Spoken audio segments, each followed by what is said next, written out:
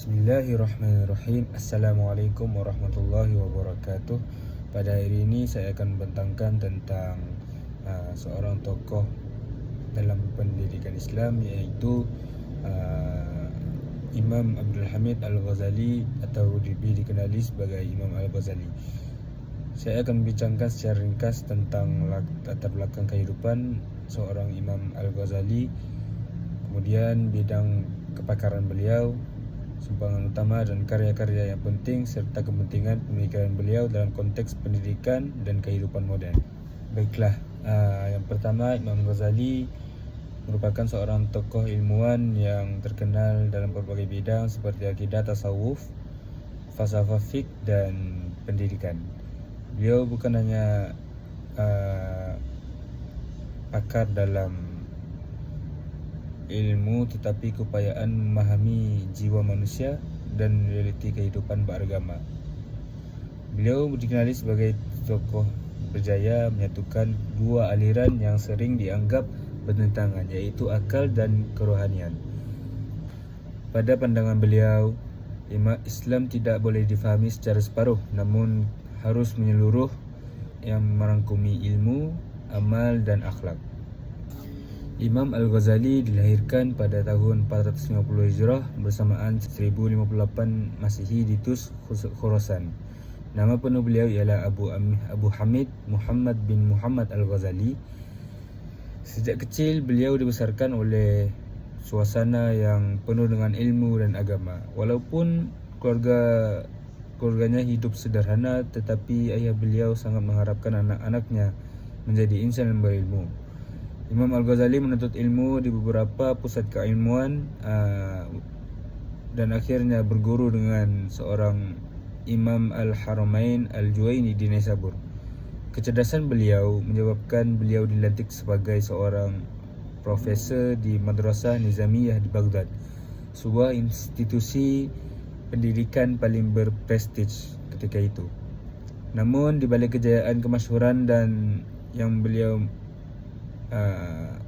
dapati, beliau mengalami krisis kerohanian yang mendalam. Krisis ini mendorong beliau meninggalkan jawatan, harta, dan populariti demi mencari ketenangan jiwa dan kebenaran sejati.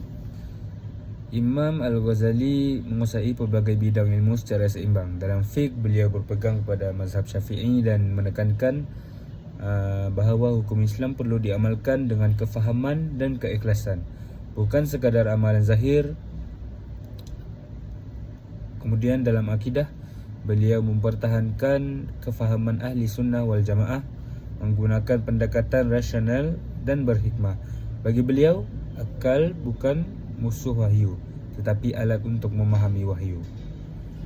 Dalam falsafah pula, Imam Al-Ghazali mengkaji pemikiran ahli falsafah secara mendalam. Beliau mengkritiknya secara ilmiah, khususnya dalam perkara yang bercanggah dengan akidah Islam. Manakala tasawuf, beliau menekankan penyucian hati dan pembentukan akhlak, namun menegaskan bahawa tasawuf mesti berpaksikan Al-Quran dan As-Sunnah. Keunikan Imam Al-Ghazali ialah keupayaan menggabungkan semua bidang ini dalam satu kerangka pemikiran Islam yang seimbang. Seterusnya, sumbangan terbesar Imam Al-Ghazali dalam pendidikan ialah penegasan bahawa tujuan ilmu bukan untuk kemasyhuran atau kedudukan, tetapi untuk mendekatkan diri kepada Allah. Menurut beliau, ilmu tanpa amal akan melahirkan kesombongan, manakala amal tanpa ilmu pula boleh membawa kepada kesesatan. Beliau juga menekankan bahawa pendidikan bukan sekadar pemindahan ilmu, tetapi proses pembentukan kepribadian manusia.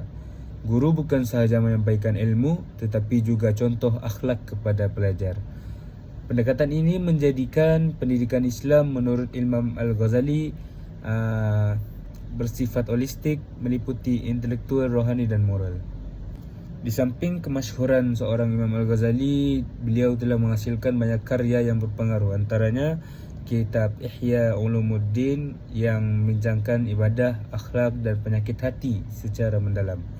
Kemudian kitab Al-Munqidh min Ad-Dalal yang menceritakan perjalanan pencarian kebenaran dan krisis kerohanan beliau sendiri.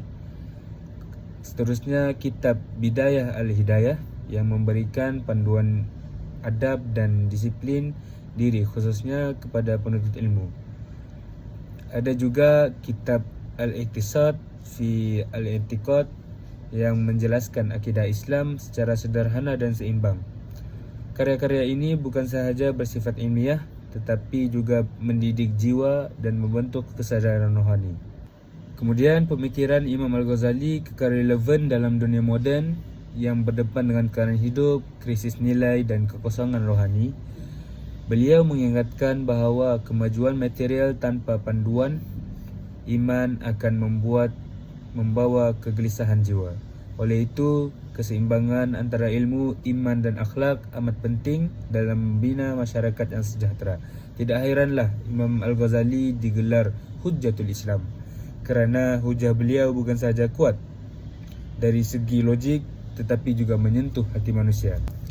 Kesimpulannya, Imam Abdul Hamid Al-Ghazali merupakan tokoh ilmuwan Islam yang luar biasa dari segi keilmuan, pemikiran dan kepribadian. Beliau membuktikan bahawa ilmu bukan sekadar alat intelektual tetapi jalan untuk membentuk insan yang berakhlak, berjiwa tenang dan sedar akan tanggungjawab pada Allah. Inilah sebab kenapa pemikiran dan karya Imam Al-Ghazali terus hidup, dikaji dan diamalkan hingga ke hari ini. Sekian, wassalamualaikum warahmatullahi wabarakatuh.